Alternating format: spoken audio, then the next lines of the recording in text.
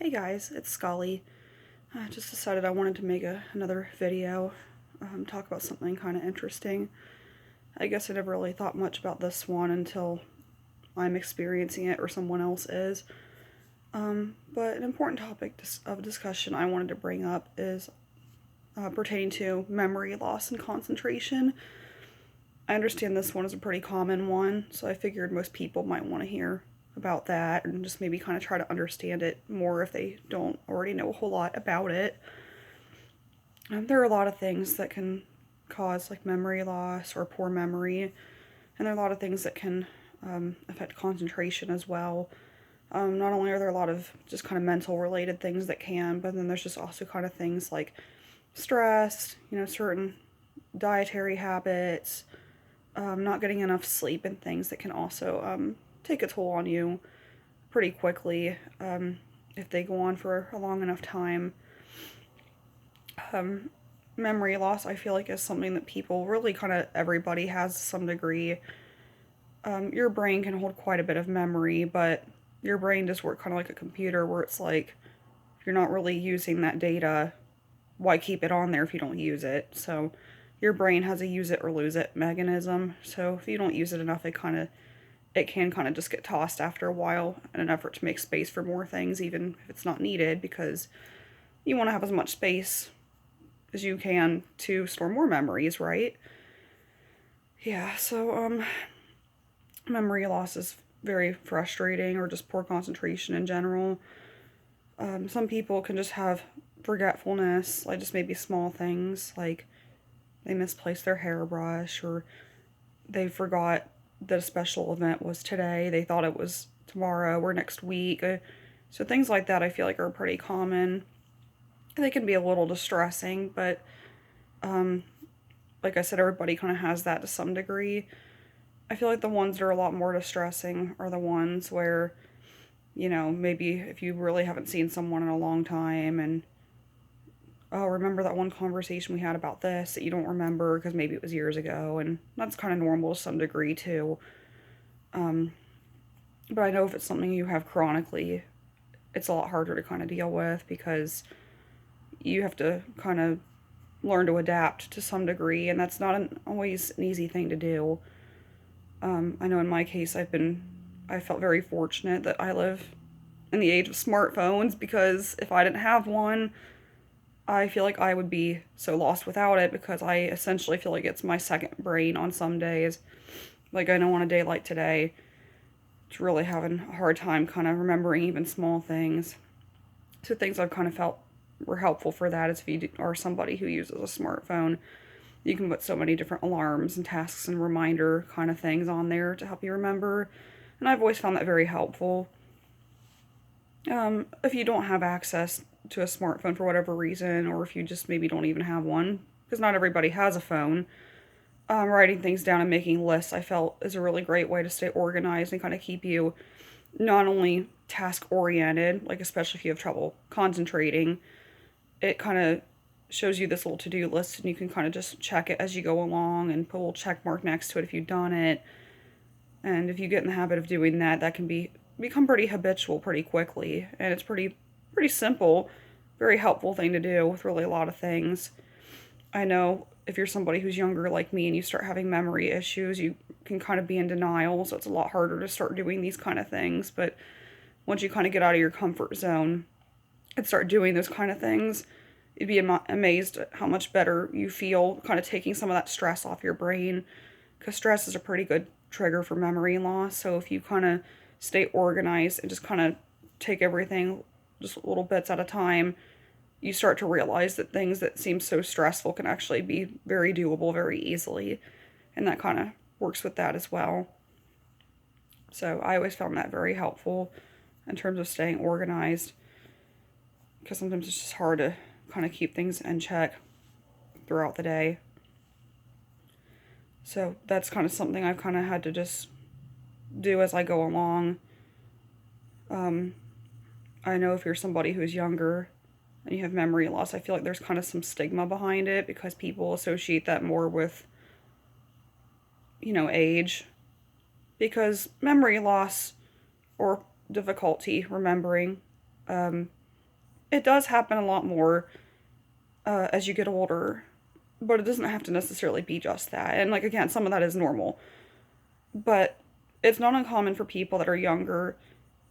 I mean, they could. Sometimes I feel like my brain just works really fast, and it's hard to kind of stay focused on one thing at a time, get distracted and everything. And I feel like that happens to a lot of people. So you'd be kind of surprised how many people have memory issues that are actually a lot younger, for various reasons. Obviously, if they're things kind of more deep, like trauma related, I feel like those are a lot harder to kind of manage because those are very complex. But if it's something kind of more like dietary or something, sometimes those can be tweaked a bit with just modifying certain lifestyle factors and everything, which isn't always easy to do either, especially during times like this.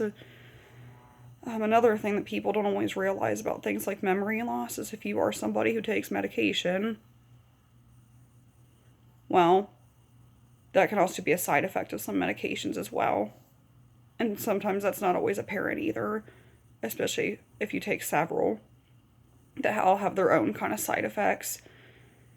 You kind of look at every single one and see all their different things that they do. Yeah, it kind of adds up after a while if you're on several, and for some people that's a reality, and that's just kind of how it is. But yeah, it can be very stressful dealing with memory loss, especially if you have somebody around you who notices, like, oh wow, that Scully girl, she's just so forgetful. Well, yeah, that's a getting called out on something like that isn't always easy. Not only because it's embarrassing, but then their first thought is, oh, well, you should do something about that. Well, if you're constantly working on that on a regular basis, you're like, okay, I'm trying. But yeah, one of the things you can do to kind of help yourself is just really just try to be patient with yourself. Having things like difficulty concentrating and poor memory, it feels like it doesn't take long for you to get so frustrated, even if you forget something really simple.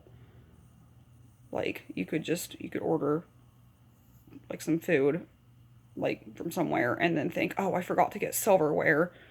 Normally that's not really a huge deal, but even small things like that can start to get really make people irritable. Like, because first you feel like you forget one small thing, then another, and then you start feeling very hopeless and feeling like your brain is failing you. But I feel like the most common reason why people are so forgetful is not only because they have so much going on and they have a lot of stress, but if you are stressed and you have so many things going on, you feel like your brain has to work so much harder to kind of keep up with everything. And once you've dealt with enough stress long enough, you can have burnout, and then that can make your memory even worse. And if you're forgetting to do things like if you're not sleeping a whole lot or if you're not eating enough, which are also very common things, especially when you're stressed and have so many deadlines all at once, well, you gotta have food for your brain, you gotta have sleep for your brain. Those things can affect your memory even more as well. So when you kind of start looking at all the different factors that can and do affect your memory and your concentration, it's easy to see why something like this is probably actually a lot more common than people realize, regardless of what your age is. Because with certain things like this, I don't feel like they necessarily have, oh, you have to be at least a certain age to start having memory issues, or you have to have at least certain things going on. Well, that's not always true. I mean, we don't know what goes on in people's lives. Some people live very, very busy lives. People expect a lot out of them, and they're kind of just go, go, go all the time. And, everybody kind of has their limitations sometimes. And through your life experience, you start kind of acknowledging that what those limitations are. So there's nothing wrong with kind of like, you don't want to hold yourself back from doing all the things you enjoy, but there's nothing wrong with knowing, like, okay, I've already booked this many tasks. Let's get these out of the way first before I do anything else. So just kind of being that gatekeeper of, okay, we've had enough. So just kind of learning what your limitations are can be very important, and making the future easier for that matter. So in terms of like dietary stuff, things like a lot of sugar can also be bad because you need mainly like protein and stuff to kind of help balance your body. In reality, you do need a lot of things actually in your diet to kind of help with memory. So if you feel like you're not getting an adequate amount of nutrients, or that may be even an issue, there's nothing wrong with, asking like your doctor about that, or even if there could be, because there can be some medical issues that cause memory loss too. I think one of the ones I heard of was, I think, like thyroid issues can cause memory loss. So like if that's a possibility, like in terms of just maybe getting blood work done and just being sure everything's a-okay before you just sit there and shame your brain for not working right, because there may actually be a reason behind that that maybe isn't quite apparent. So there's that too. But yeah, especially with the things going on this year, I'm sure that's increasing a lot of stress for people and making things like especially concentrating a lot harder. I feel like concentrating and memory loss go pretty hand in hand. Obviously, memory is one thing, and so is focusing. But if you're having poor concentration, that can take its toll after a while too. Because then you start, details of things can become pretty hazy, or if you have to have like people repeat themselves a lot because you didn't remember everything they said the first time, that can get old pretty quick too. So it's kind of easy to see how those two can be related. So just really kind of finding ways to keep yourself focused. And if you do find yourself getting distracted, there's nothing wrong with kind of having little things to kind of bring your attention back to the task at hand. I always felt like writing things down, even though it seems tedious, was rather helpful. I feel like that actually works pretty well for concentration too. If you have like those bright little sticky notes, they're like neon pink, neon green, those kind of silly little colors. Not only can you write reminders on them, but they kind of stick out too. So if I know I have to do something later, and I might either forget and or just get distracted, I found those very helpful. Like I've had times where I've taken those like pink little sticky notes, I stuck it to the front of my computer to remind me to do something, because I get on my computer a lot. So if I see that there, I'm going to pay attention to it because I get on my computer almost all the time. So I'm not going to miss that one. Or just like leaving things at my desk, or if I'm going to the kitchen to go do something like make myself some lunch. Well, I go to the kitchen every day too. Or, taping one to the mirror in my bathroom. Again, same thing. I'm going to go there every day.